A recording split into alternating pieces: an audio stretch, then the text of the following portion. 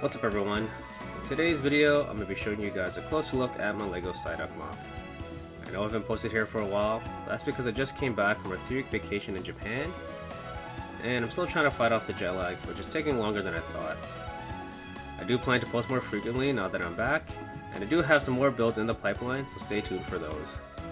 If you follow me on Instagram, you may have noticed that I posted some pics of my Psyduck MOC while I was in Japan, so I thought that would be a fun idea to have this and some other MOCs to bring with me to travel and take some pics while I was there. But I want to take this video just to give the opportunity to talk about the build a bit more in detail and to show you guys some of the build techniques used. Like with all the other builds I've shared on this channel, the parts file and instructions are linked down below. The proceeds just help to support me and this channel, and I do not sell the physical model, so what you're paying for is only for the parts file and instructions. The part count for this MOC is 94 pieces, and at the time of recording this video, just the parts themselves are estimated to cost around $8 to $10 Canadian. This does not include shipping and handling, and your final cost may vary. The overall build for Psyduck was not too complicated, but there were a few uncommon parts used here. Fortunately, only a few of them were used, so they don't really drive up the final cost that much. The size of this is a bit bigger than some of my other first stage Pokemon MOCs, but I still think it scales well with the rest. The torso is built with studs on the side, and uses some slopes and curved slopes for the front to capture the look of its belly. If you come around to the back is just done with a car hood or trunk piece, since I thought it would help cover most of the back while adding some subtle curvature there. The tail feathers are just attached at the bottom, and just used some slope pieces, which I thought were a simple way to capture its look and shape. Looking at the feet, they're pretty simple and only use a handful of pieces, and they're connected to the body with a 1x1 modified plate with a horizontal bar.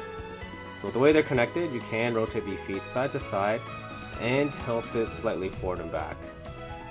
This added mobility here just helps it to lean into different poses. You can even try to balance it on one leg to make it look like it's walking or waddling.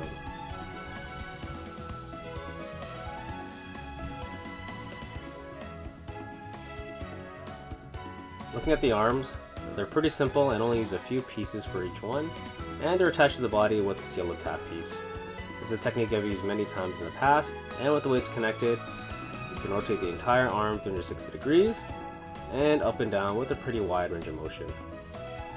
I usually just like to keep one of its hands on its head to resemble its official design, but you could have both if you wanted to.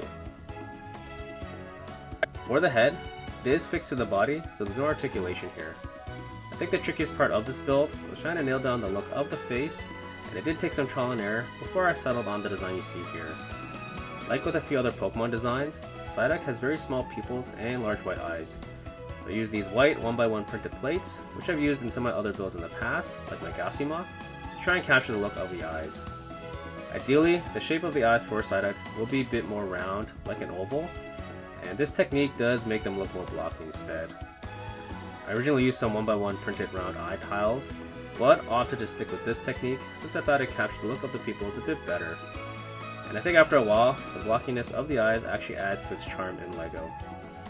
Due to the way the eyes are built, I had to also redesign the way the bill was attached, but I have to say I actually really like the final shaping of it.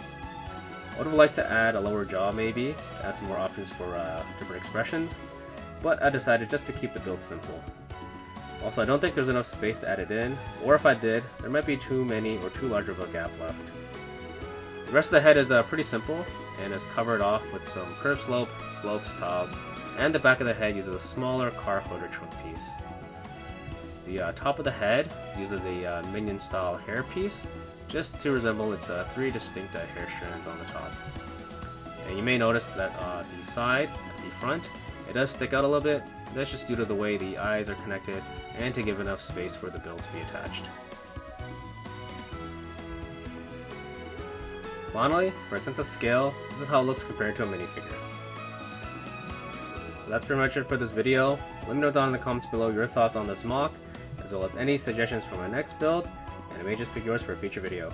Anyway, thanks for watching, and I'll see you in the next one. Peace.